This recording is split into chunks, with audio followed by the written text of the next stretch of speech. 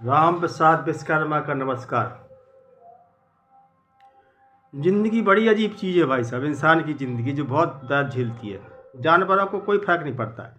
83,99,999 ये जीव जंतु हैं, उसमें एक और जोड़ दो इंसान तो 84 लाख क्यों नहीं हो जाती है। अब 83,99,999 जीव जंतु बिना करे हुए कौन सा जीव जंतु भूख को मरा। एक इंसान एक ऐसा आदमी है कि वो काम करती उसका पेट कब भरा।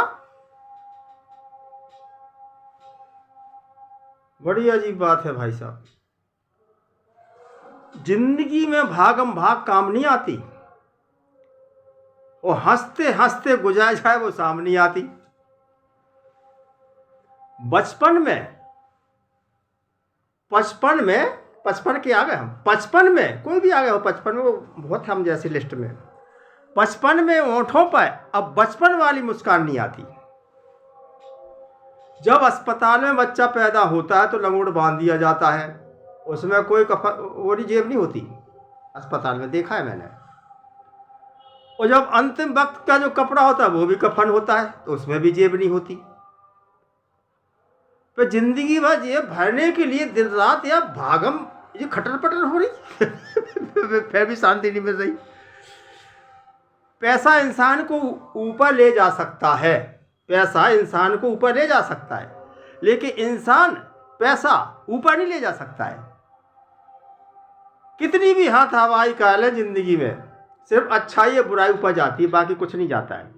4 बिल्डिंगें खड़ी कर लो, 4 करोड़ है आपके साथ पास, तो मरते समय तो 4 आदमी कंधा देंगे, बाकी कुछ नहीं होगा। वो एक शमशान घाट में लिखा था, भाई साहब मैं गया था अभी किसी को जलाने अंत्येष्टि राम राम सत्य करने गया था।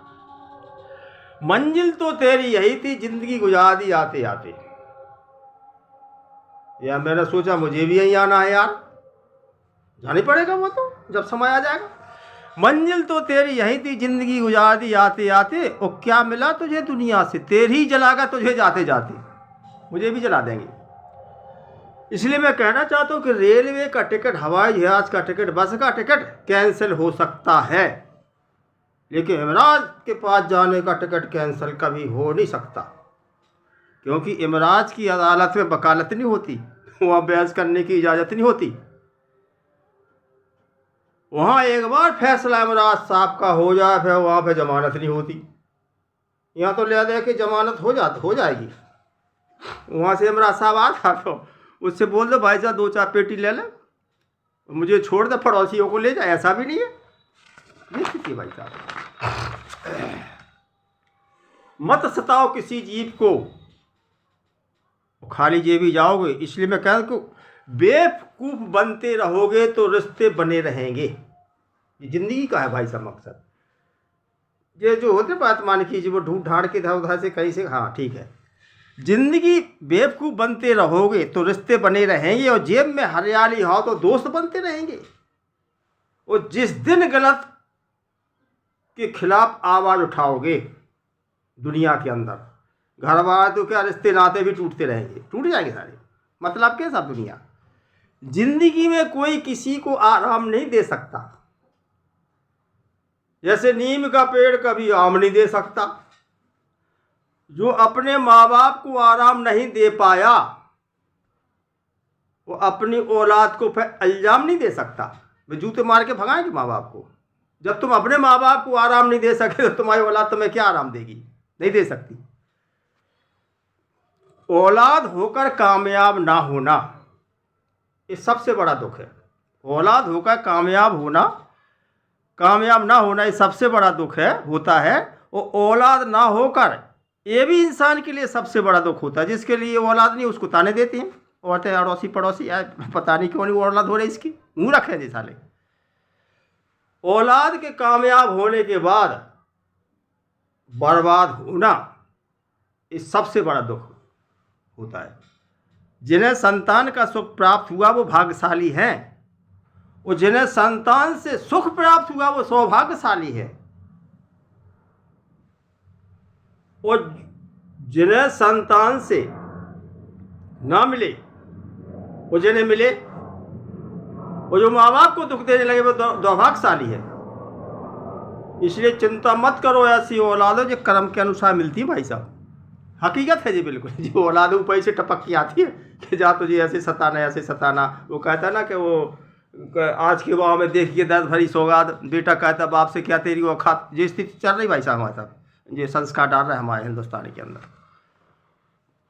इसलिए मैं कहना चाहता हूँ कि चिंता मत करो ऐसी औलादों कर्म के अनुसार मिलती है। औलादें तो हर किसी को मिलती है, मगर माँ बाप को जो धन्य करे ऐसी औलादें सबको नहीं, किसी किसी को मिलती है। जिंदगी को सताकर, जिंदगी में सुख शांति चाहते हो तो क्या करना चाहिए? किसी का दिल मत दुखाओ, किसी के बीच में दीवार मत मरो, किसी का अड़ंगा मत डालो, किसी को मत सता, पीठ पीछे बुराई बनने का दो। बिल्कुल अपने अंदर झांक के दो। क्या किसी को सताकर रातें हमें गुलाबी नहीं चाहिए। सताते आदमी आजकल तो पड़ोसी को सता, रिश्तेदार अगर बुराई करना हो तो बस लेन देन शुरू कर दो, आप बुराई पक्की, चाहे कितनी बड़ा रिश्तेदार हो।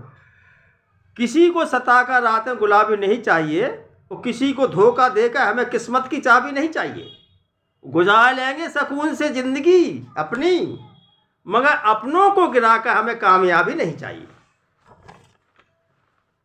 इसलिए कहना चाहता हूँ कि आसमान से तारे टूट जाते, नदी के हर के किनारे छूट जाते, अगर औलाद निकम्मी निकले हरामखोर तो माँ बाप के कर्म फूट जाते हैं। इसलिए मैं कहता हूँ कि हे खुदा तू अपनी सूरत का तो थोड़ा दीदार दे। आज की औलादें माँ बाप को सताने लगी हैं, थोड़ा सा तो प्यार दे। वृद्धाश्रम छोड़ रहे हैं बहुत ज़्यादा, पहले गुरुआश्रम होते थे, अब वृद्धाश्रम ज़्यादा मिल जाएंगे गरीब में। अपनी आवाज़ सुनाना हो तो मत सुना, ऐसी निकम्मी औलादों को हे खुदा थोड़ी एक मिस कॉल ही मार दे। ये है भाई साहब। इसलिए मैं कहता हूँ, मैं धन्यवाद करूँगा तेरा। नमस्ते राम प्रसाद विश्वकर्मा का। जय हिंद, जय भारत।